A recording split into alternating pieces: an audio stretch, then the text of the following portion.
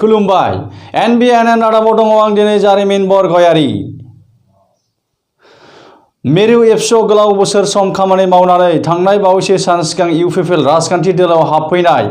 दुलाराय बर' फरायसा आफादनि बोसोनगिरि आरो आथिखालनि इउपिपिएल राजखान्थि दोलोनि आफादगिरि लोगोसे तामुलपुर आरो कक्लाबारि बियाबनि इउपिपिएल दोलोनि बिजाथि प्रमद बर'नि हेंथायै थांनाय बावैसो सान सिगां माखासे राजनीतिनि दैदेनगिरिफोरा बिटिसि बिसायख'थिखौ लानानै बायदि बायदि धोन सम्पथिनि सायाव ससियेल मिडियायाव भाइराल खालामनाय फट'फोरखौ लानानै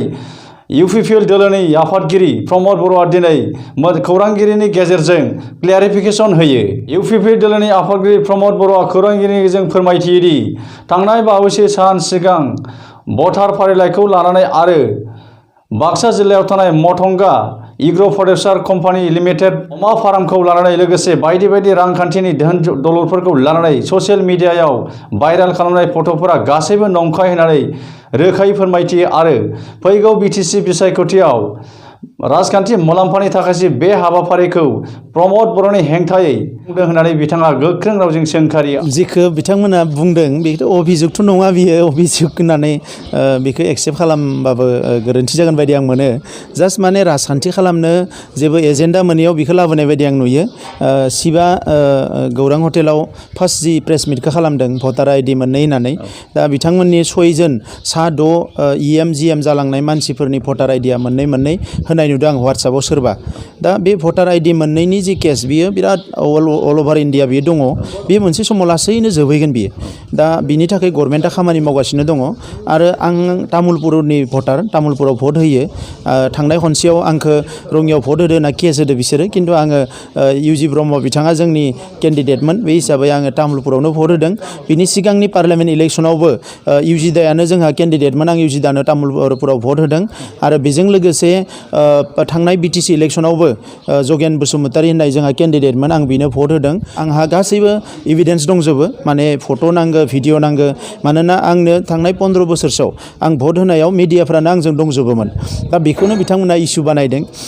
भुबनेश्वर कलिता बिथाङा थांनाय पार्लियामेन्ट इलेक्सन गेलेदोंमोन आरो इलेक्सन गेलेनाय समाव भुबनेश्वर कलिताया मोननै भटार आइडियाव नाम दोङोमोन। गुवाहाटीनि बिथाङा एफिडेभिट होनानै मंगलदैयाव MP गेलेदों आरो रङियावबो बिथाङा भटार आइडियाव नाम दङमोन। मनमोहन सिंहा दङमोन, डक्टर मनमोहन सिंहा, बेबायदि गोबां मानसिया दङ आरो बिथांमोननियावनो नागिरजोबोबा हयथ' 70% मानसिया ओंखारगोन सोरबा नागिरोबा, जेराव भटार आइडिया मोननै। बे मानो जायो? जेला मानसिनि थाग्रा जायगाया मोननै जायो,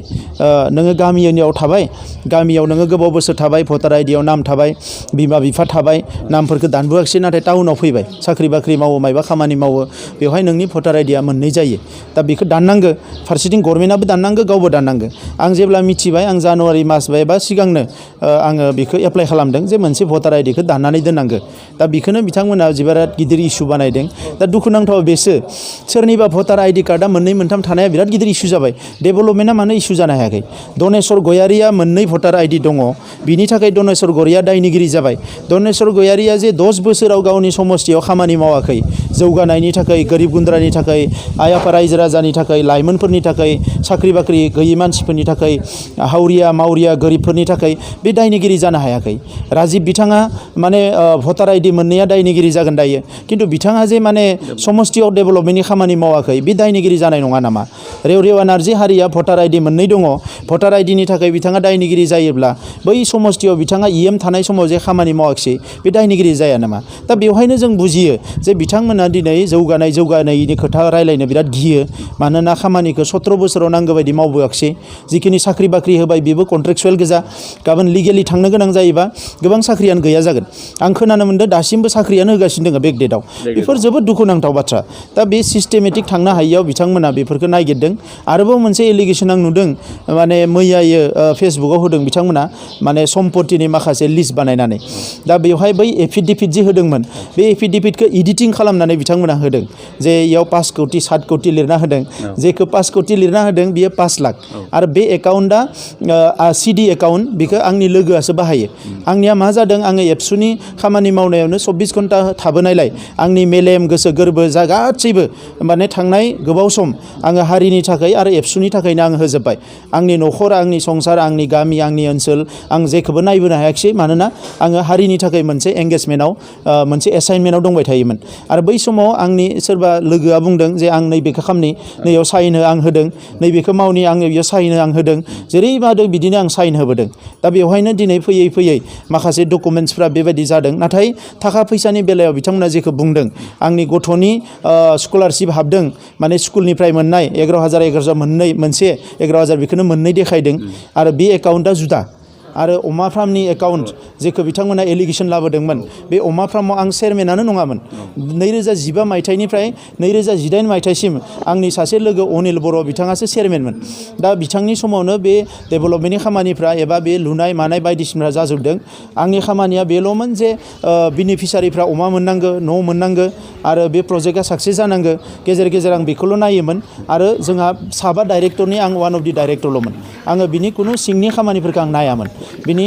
खामानिफोरखौ आंनि लोगो सासे अनिल बर' बिथाङाल' बे खामानिखौ नायोमोन दा बे हिसाबै दिनै जेफोर एलिगेसन्सफोरखौ लाबोदों बियो एकदम नंखाय बेखौ ओरैनो माने बिथांमोना आंनि सायाव माबा मोनसे दाय जाबसिनो लाबोदों दा दिनै बेयाव अमा फार्माव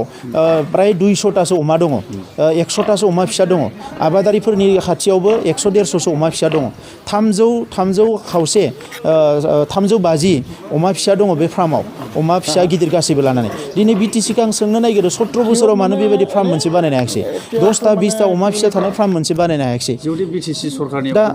नङा आं मोनसे बाथ्रा बुंबावनो नागिरदों प्रबिन बर' बिथाङा प्रेस मिट खालामदोंमोन प्रबिन बर'नि सायाव जों आं गोबां बुंनो हायो प्रबिन बर'आ आसुनि आफादगिरि थानाय समाव कुलदीप नायार होननाय सासे एमपिनि कम्पिउटार सेन्टार बानायनो होनना फैसा लाबोनानै जादोंमोन उनाव थांनानै गावनि सम्पति फाननानै डिसिनो होनो गोनां जादों आरो आसुनो निमाहा बिनो गोनां जादों दिनै गावनि ओनसोलाव लामा बानायना होगोन माना होगोन सिपनिफ्राय आं लामा बिना होफैगोन होननानै गोबां फैसा जानाय एलिगेसन दङ साख्रि बाख्रि होगोन होननानै एलिगेसन जोंनियाव फैगासिनो दङ दा बे थाखा फैसा जानाय बेफोर खोथाफोरखौथ' जों बुंनानै राजनिति खालामनाङा दिनै जोंनि राजनितिया मा एकर्ड जाबाय जोंहा इउनिभारसिटि मोनबाय कलेज मोनबाय मोजां मोजां फसंथान मोनबाय जोंनि गेजेराव गोजोन फैबाय हाथियारनि थासारिया जोब्बाय दा जों मोजां मोनसे गेरेमसा हारि दानांगो जोंनि हारिखौबो जौगाहोनांगो गुबुन हारिखौबो जौगाहोनांगो दा सोरनिबा भटार कार्डआ बेवहाय बेसेबां इम्पर्टेन्ट जायो नोंनियाव भटार कार्ड मोननै दङ ना मोनथाम दङ बेजों हारिया मा खहा जागोन हारिया खहा जागोन जेब्ला नों खामानि मावनाय नङा जेब्ला नों हारिनि गोरिब गुन्द्राखौ नायनाय नङा आइवानि न' लुना होनाय नङा आबादथिलियाव नोङो हासार होनाय नङा ट्रेक्टर होनाय नङा जों लाइमोनफोरनि गुजरात हारियानायाव गवायाव थांनानै हाजार नांथाना दङ बिसोरखौ जेब्ला नों लाबोनानै खामानि होफैनाय नङा बेवहायसो जोंहा खहा जागोन दा बिसोरो नाबां जाबां खोथाफोरखौ लाबोनानै सावरायदों आरो बेवहाय अलरेडि क्लियार खालामनाय जाबाय ससियेल मिडियायाव जिखौ बानायदों इडिटिं बानायदों आंहा माने बर' हारिनि सायाव फोथायनाय दङ अननाय दङ सिबिनाय दङ ओंखायनो आङो गावनि गासैखौबो गारनानै 19 बोसोर गासैखौबो गारनानै खामानि मावबोदों सेन्ट्रेल एबसुआव थानानै आरो बेखिनि समाव थाखा फैसानि बायदिसिनानि बाथ्राफोरखौ आं बावजोबदों बेयाव जेबो खोथा गैया बेयाव थाखा फैसानि खोथा जोङो एबसुआ मालाबा रसा नांनानैबो खामानि मावबोदों नाथाय दिनै हारि जौगानायनि सोलोंथाइ सांग्रांथिनि बे खामानिफोरखौ जोङो मावबोदों आरो दिनै आं राजखान्थियाव फैनायखाय बे गासैखौबो बिथांमोना पलिटिकेलाइज खालामनानै लांनो नागिरदों बे बिराद आनफर्चुनेट थांनाय 17 बोसोराव बिपिएफ सरकारा जे मावफुंनो हायै खामानिफोरखौ नोंथाङा जे दिनै पलिटिकेल बेकग्राउन्डआव फैनाय लोगो लोगो राजनिति मुलाम्फानि थाखाय बे बाथ्राखौ बिथांमोना एलिगेसन महराव लाबोदों नोंथाङा सानो नामा ना बे निस्सय बेनोखा बेवहाय गुबुन द्वितीय नैथि खोथा गैया बेवहाय माने आङो दिनै राजखान्थियाव फैनायखाय बिथांमोना सानदों जे बेयो राजखान्थियाव फैबाय जेला गाव बर' हारिनियाथ' दंखायोनोखा गुबुन हारियाबो लोब लोब फैनो हमदों ओंखायनो गावसिनि राजखान्थिया मोजाङै थानाय नंला ओंखायनो बायदिसिना एलिगेसन लाबोनानै मानानै दाय जाबसिनानै बिनि मोखांखौ एसे गाज्रि खालामनो हायोब्ला अब्ला जों भटफोरखौ मोनगोन होननानै सानदों दा आङो बिथांमोननि सुथुर नङा आंखौ टारगेट खालामनानै बिथांमोना इलेक्सन देरहाया बिथांमोननि जेननाय देरहानाया थांनाय 17 बोसोराव मावनाय दांनायनि सायावसो जागोन मिथिबायना अबंलावरियाबो मानसिफ्रा सानो थैना थांनायनि उनाव साजा मोनो नङा थांना थानायावनो साजा होयो अबंलावरियाबो नों जेरै मावो बिनि फिथाइखौ नोङो थांना थानायावनो मोनो दा दिनै राजखान्थियाबो बेनो तरुन गगৈ बिथाङा 15 बोसोर खामानि मावनायनि उनाव बिराद इग' माने सानदोंमोन आं आरो फैबावगोन तरुन गगैआ गाज्रि जेनदों माने दिल्लीयाव माने कंग्रेस सरकारा गाज्रि जेनदों शीला दीक्षितआ जोबोद गाज्रियैनो जेनलांदों खनथाम जानायनि उनाव दा नैफोर जिनिसफ्रा राजनितियाव जायो दा BTC आवबो गोदान आसनि मोनसे गैया गोदान स्किम मोनसे गैया गोदान इन्डास्ट्रि मोनसे गैया कुनु मोनसे सेक्सननि मानसिफोरनि थाखाय मोजां खामानि मोनसे गैया जादों आरो जादों धन सम्पति बानायदों जादों आरो धन सम्पति बानायदों सासे मानसिनो क'क्राझाराव हा हु सम्पति बानायनानै मा एसेबां गोनांथि दङ गसाइगावआव बानायनो थाखाय मा एसेबां गोनांथि दङ चिराङाव बानायनो थाखाय मा एसेबां गोनांथि दङ बर'मायाव माने बानायनो थाखाय दा नैफोर जिनिसफोरखौ खोबथेनो नागिरदों अमा फार्म 10टा अमा फिसानि फार्म मोनसेथ' बानायनो हायाखै बिसोरो गावसोरनि थाखाय रबार बागान बानायदों साहा बागान बानायदों हटेल बानायदों गावसोरनि थाखाय जेसे हायदो बानायदों बिसोरो खिन्थु रायजोनि थाखाय जेबो बानायाखै बिसोर दुखुनांथाव दा ओंखायनो आंनि जि थांखि राजखान्थियाव आं फैनो गोसो गैयामोन आंहा लेखा फरायनांगौ दङ हायार इडुकेसन लानांगौ दङ दाबो आङो गोसोखौ गावनि सासे स्टुडेन्ट हिसाबै लाखिनानै लांबाय थादों दा बै खामानिफोरखौ आङो मावनांगौ दङ आरो राजखान्थियाव फैनायानो जाबाय बे करापसन बायदिसिनाफोरखौ बन्द खालामनानै जोंनि जि सिस्टेम जोंनि जि सरकार BTR बेखौ जाहाथे रायजो राजानि थाखाय बानायनो हायो एसेबाबो जौगानायफोरखौ थिग खालामनो हायो लामा दालांफोरखौ बानायना होनो हायो स्कुल कलेजफोरखौ बानायना होनो हायो आरो बाहेरनि लाइमोनफोरखौ लाबोनानै फिसा फिसा इन्डास्ट्रि खुलिनानै औवानिनो जा दाउ अमा फिसिनायानो जा